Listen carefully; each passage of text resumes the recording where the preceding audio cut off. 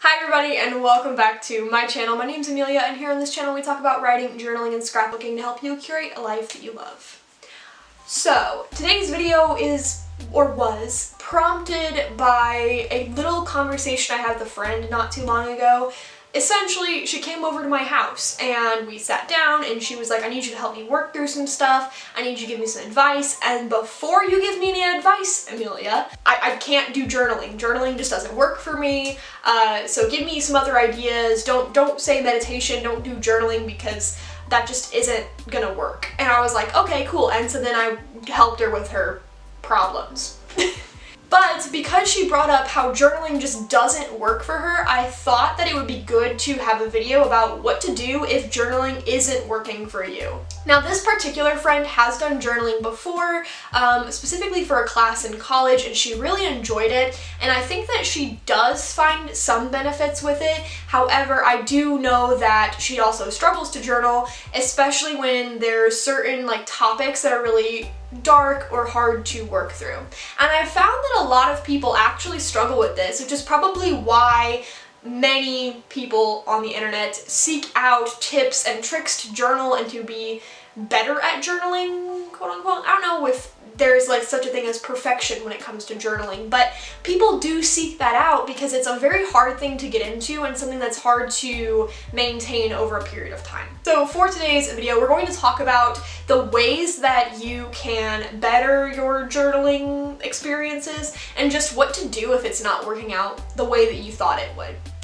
Before we get into today's video, of course, please be sure to give it a thumbs up if you like these kinds of topics because it really helps out me and my channel. And don't forget to subscribe to the channel if you want more journaling tips, art journaling, content like this. And without further ado, let's go ahead and get into it. So the first thing I wanted to talk about was some of the reasons why journaling isn't working for you. If you have picked out a nice journal, you've got a nice pen, maybe you've purchased some stickers, some scrapbook paper, stuff to spice up your journal, maybe you haven't. Either way, you've sat down at some point and tried to journal, and for whatever reason, it is just not working. You've tried the journal prompts, you've tried the stream of conscious writing, as in not using journal prompts. You've tried everything, and for whatever reason it's just not sticking, it's not helping you, and you honestly want to give up. So if that's where you are and that's what you're experiencing, I'm going to cover some of the main reasons why you might be feeling this way. So one of the first reasons for why journaling might not be working for you is because you are not being consistent. I'm going to be honest with you, when I first started journaling, I was like, this is fake. Okay, somebody lied to me. Okay, journaling is not helping. It's not doing anything. I don't feel better for doing it. I just don't like it. And I was about to give up, but to be honest with you, I kept pushing it and being persistent about it, partially because I was filming videos about my daily vlogs, and that was part of it, and it was a very pretty thing to do in the vlog. So part of it was because I had an audience, but another reason I kept doing it was because I kept watching videos about people saying that it was so amazing, and I was like, I don't get it. I used to journal a lot when I was younger, specifically scrapbooking, but I also did regular journaling frequently, and I kind of fell off of it, but I remember doing it a lot, and so I was like, I should totally continue this. I should do my best to journal. That friend that I'm talking about, her ear must be burning because she's calling me now. Anywho, one of the reasons that I found that journaling just wasn't working was because I wasn't being consistent. I was journaling one day and then I would wait a few days and do it again, or I would do it at different times of the day for different lengths of time, and sometimes I would just completely fall off of it altogether. And I found that the more consistent I was, the more that I did it, the easier that it got and the more beneficial the journaling became for me. If you're struggling with journaling, I would say try to find some consistency. Pick a certain time every day or once a week even to write in your journal and try to keep that habit. Try to make it a habit. Keep doing it for at least a month. and see how you feel at the end of the month. Try not to skip too many sessions. Try not to change the time or the length of how long you journal. I would say that the more consistent you are, the more likely you're going to enjoy it and reap benefits from journaling. Another reason that journaling may not work for you is because you are overthinking it. It is so easy to overthink journaling. For whatever reason,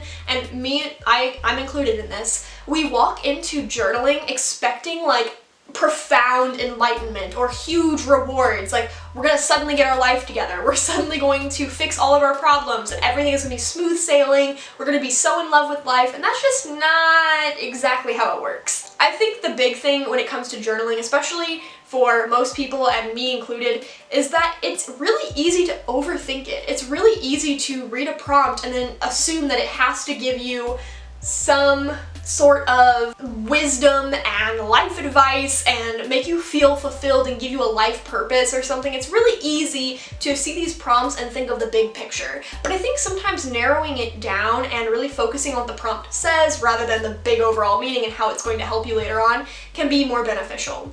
I think it's important to do your best not to overthink the process. Don't overthink about how often you have to journal, how it's going to help you, what the topic's going to be about. Just let it flow. Let it flow naturally. Do things step by step, take a breather, and don't force anything. And I think that the more you do that, the more you accept the flow, the more that you accept that journaling doesn't have to be some profound and enlightening experience, the easier it's going to be to maintain it as a habit. Okay, so before we move on, I wanted to apologize that things are a little different, and if I kept looking in this general direction, my friend was contacting me a lot. So note to self, don't put the phone too close to the recording area. So another reason that a lot of people don't continue journaling or just can't keep with it is that they simply don't find it enjoyable. One of the issues with journaling is that it is a writing activity. And so for people who don't like writing, after a while their hand starts to ache, for those who aren't reading or writing learners, and for people who just generally don't find writing to be a very healthy outlet or a good outlet for them, this can cause a lot of problems. My friend in particular hates writing. She really does hate it. I think part of it is because she's had to make so many research papers for school. I have other friends who really don't like writing for similar reasons. School kind of made them disdain it. And for me personally, I'm fortunate that I love writing. And so for people who love writing or telling stories, I think journaling can be a really good outlet, especially for your mental health and just for your overall well-being. For those who are sort of like, meh, I don't really care too much about writing, I think journaling can still be a really helpful outlet because you don't hate it. But for people who really don't enjoy writing, journaling can be something that they just struggle to do. Now, there are ways to continue journaling or taking the idea of journaling and using it in your daily life, even if you don't enjoy writing. And I'll get into that in the second half of this video. But for now, I just wanted to make the point that if you are struggling with journaling, it could just be because you don't enjoy the process of journaling, the writing that goes into it. On a similar note, another reason that a lot of people don't like journaling or they find it to be very challenging to do is because they have a hard time concentrating on the writing. So for people who don't enjoy writing, they might find that the lack of enjoyment is what's making it harder to concentrate. For others, they could be too meticulous and perfectionistic when it comes to their writing, and therefore they find it hard to concentrate on what they're writing and instead are focusing too much on the grammar, the handwriting, etc. Sometimes this happens to me, specifically in art journals and scrapbooking, where I'm focusing more on how it looks rather than on what I'm saying on the page. But when I journal, I don't really care about sloppiness, I don't care about misspelling, grammatical errors. I will scribble things out and continue writing. I don't need it to be perfect, but that's just because when I journal, I'm trying to get my thoughts out no matter how messy.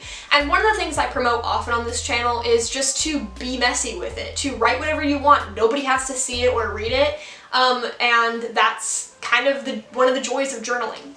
However, a lot of people, like my partner for example, can be very perfectionistic in the things that they do, and so even if they're doing it just for themselves, it's really hard to enjoy something when you're concentrating so hard on making it appear a certain way or be a certain way.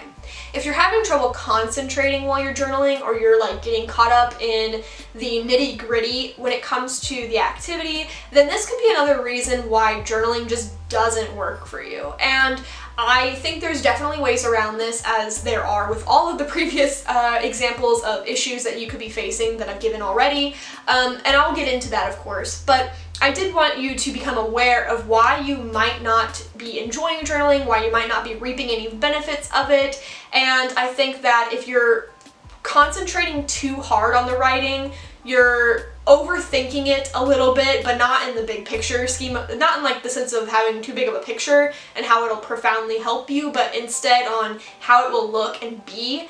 I think that could be holding you up and preventing you from really enjoying the activity and using it as a mental health resource. Alright, so this is the second half of the video where I tell you how you can continue journaling or do something similar to get the same benefits of journaling.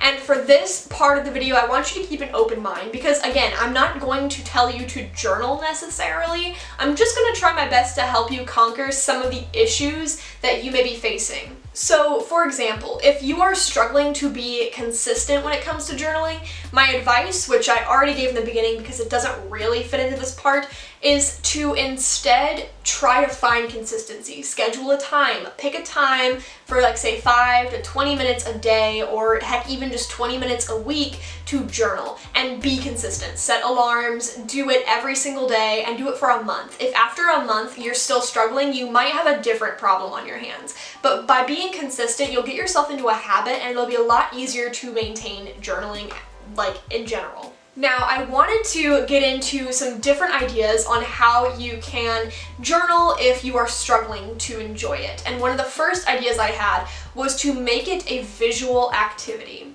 So earlier in the video, like the beginning of this video, I mentioned that maybe you have stickers and stamps and scrapbook paper for your journal. When you have things that look pretty and add a bit of character and flair to your journal, you're more likely to enjoy it. I know that sometimes when it comes to just our handwriting, it can be kind of bland, it doesn't feel as exciting, and I personally find more enjoyment when my journal looks visually appealing in some way or another. Doodling in your journal, instead of writing in straight lines, writing in a diagonal, writing sideways, maybe writing around an image, just really changing up the way that it looks can really help. You see this a lot in junk journals and art journals and scrapbooks, where people will journal in a way that is far more creative and less rigid, and for some people this is what really works. Now, if you prefer more of a rigid take to journaling, then traditional journaling probably could work for you. You just need to find ways to make it more appealing or to be more consistent with it. On the same vein of making your journal appear visually appealing and making it more of a visual activity, I also really like the miniature mood boards. So this is something I actually want to recommend to my friend, which I will probably do later today, and I've found that I really enjoy doing this, but I do it with scrapbooking, but she might find a better use of this. Now, here's what I mean. When I talk about mini mood boards, what I'm saying is you get images and you print them out online, or you cut them out from books or magazines, and you paste them in a scrapbook type of way, but you create your own mood board on your journal. The mood board, however, instead of representing like your year, instead of representing the things that you want to have, like say like a manifestation board would do, instead of representing how you want your year to go, or your month, or your life goals, etc., I would say to narrow it down so much as to represent a day. Now, if you want to make it more personal, you could take pictures throughout your day and then you can paste them in your journal, kind of like a diary. And you can document your mood, your thoughts, the things you saw, the things you ate, the things that you did visually as a mood board in your journal rather than just writing it. And obviously, if you want to include written content, by all means do so. If you'd rather keep it more like imagery and less writing focused, do that too. I think that this can be a really fun way to document things. I typically do this with trips, so if you want inspiration on this, I would say to check out my Costa Rica travel journal or my Route 66 travel journal, because both of those document days and moments that I had on my travels, and while I love doing that for travel, you could, in theory, do it for your day-to-day life. Not to say that every day is going to be exciting, but I think this is a really good way to find the little moments that make you happy and to find ways to express gratitude if you're struggling to do that too. Another tip that I have for people who want to do more of a visual journaling activity is to check out ways to make your journal a visual experience, a more tangible experience. I have 2 videos that I'll link down in the description box below, specifically about visual journaling and kinesthetic journaling, I think, or like how to make it more interactive, something like that. I did a little video series a while ago about how to journal in ways that is not just the reading and writing traditional journaling activity. And these ideas that I have in those videos, while I don't remember all of them at the moment, they can be very helpful for people who are struggling to get into journaling. Alright, so let's say that just putting pen to paper is not your thing, and that's what you really despise about journaling. I would say to take it to a more auditory approach. I would say there's 2 ways you can go about this. First, I would say create an audio diary. Record yourself talking and save the recordings, like on a computer or something. This is a good way to like hear yourself back, hear what you're talking about, save your thoughts. You could even like choose to write down what you want to say as like a speech and then give yourself a speech. I'm not really sure on how to best go about audio recordings because I personally don't keep an audio diary. I keep a video diary, but I don't keep an audio diary. And so this is something I'm not entirely sure on how you would do, but you could treat it like a podcast and just kind of talk to yourself about things and then record that information. And if you don't want to record it, I would say just talk to yourself about it. Talk out loud to yourself about the things that you are experiencing. And I know it sounds kind of crazy, but it really does work. And this is something that I particularly enjoy. So I do a lot of tarot reading, and whenever I do a tarot spread, I always talk out loud about what each card means, how it relates to the prompt, if there is one, and what it means for me moving forward when it comes to advice, etc. So I typically talk out loud during most of my tarot readings. I just tell myself what I'm looking at. And this is something that really helps me process information. It helps me work through my thoughts without having to write it down. Now, sometimes I do write it down. A lot of my tarot readings get written down at some point or another, typically after I've talked about them, so I kind of do both. But if you would rather skip the writing altogether, talking to yourself is a great way to journal. And you don't have to do it with just tarot, like a guide or anything. You could just read prompts out loud to yourself and answer them verbally. I did this with my friend a few days ago because she does struggle with journaling, and she found that by reading the prompt out loud and just expressing herself vocally was a really good way for her to process her thoughts and work through her troubles. And I think this is a good thing that you can do on your own or with friends and family, depending on how comfortable you are sharing your experiences and your thoughts with others. Now, I already mentioned this next idea briefly, and that is to create a video diary. I personally create a video diary, or I am right now anyway, called A Moment a Day, where I take a moment each day. Now, the purpose of this particular video diary, because the moment is anywhere from 1 to 5 seconds, is actually to document my life in a very short format, as well as to find gratitude in the very small things that I see and experience day to day. So each day I document a moment, a very small moment. And going back, it helps me to evaluate relationships, it helps me to reflect on my life, and I can remember certain things I experienced or certain things I thought and felt that day, but it also allows me to find gratitude in the very small mundane moments of life. So that's why I really enjoy creating my video diary, and it's just something that feels really comforting to me, and I would recommend doing the same thing, but you could go even further, and instead of just creating moments of gratitude, you could create a video diary kind of like what I'm doing here with YouTube, except you could do it where you don't have to tell anybody. You could record yourself speaking to a camera and record your thoughts, create video diaries. I kind of think of it like, if you've ever seen The Martian, I haven't seen The Martian, but my teacher in high school, he loved that movie, and he said that, I think it was Matt Damon that was in The Martian. I could be wrong. I could be extremely wrong about this. But I think the main character made a video diary. And of course, the video diary was actually for other people to see in the movie, I believe, but you could do it for yourself. Just record yourself speaking and make that your journal entry for the day. This is a really good idea for people who are more visual and auditory learners who don't really appreciate the pen to paper method that is normal journaling. Lastly, one of the best ideas and best tips of advice that I have for you when it comes to journaling is to conquer your mindset. A lot of times we let our mind and our mindset block us from doing the things we want to do or enjoying things or reaping benefits of something. So for example, it could just be that your mindset is off when it comes to journaling. If you're overthinking, if you're underthinking, if you assume that journaling will help you reach enlightenment, if you assume all your problems will be fixed after one journal entry, then you probably need to change your mindset about journaling. Journaling is a consistent and often long process. I've never really conquered any fears or overcome any shadow aspects of myself through one journaling session. Typically it takes about, I don't know, months of journaling sessions. I don't even have a number for it because of how long you spend in a portion of life, in a certain cycle of life. You spend a while struggling with something, and then through journaling you're able to find clarity and to find better understanding to overcome it. But one session or even 5 sessions is not always enough to conquer whatever it is that you're trying to work through. And sometimes there is nothing to work through and you're just journaling because it's fun, because you want to document something, because you want to talk about something.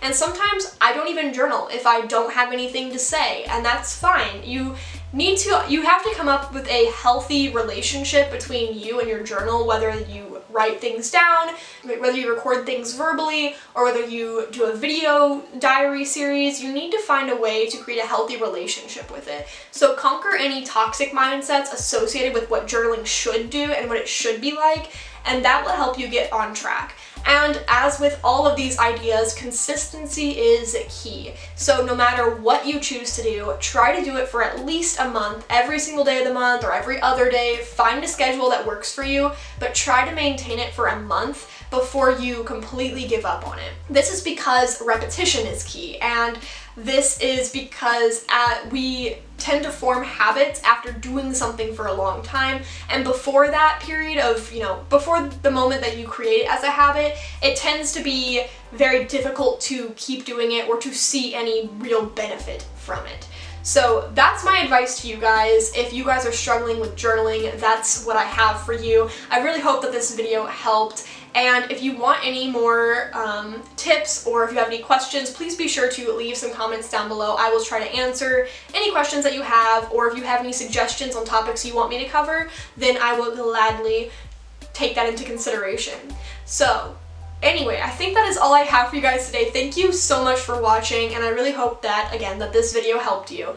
And yeah, until next time, I will catch you later.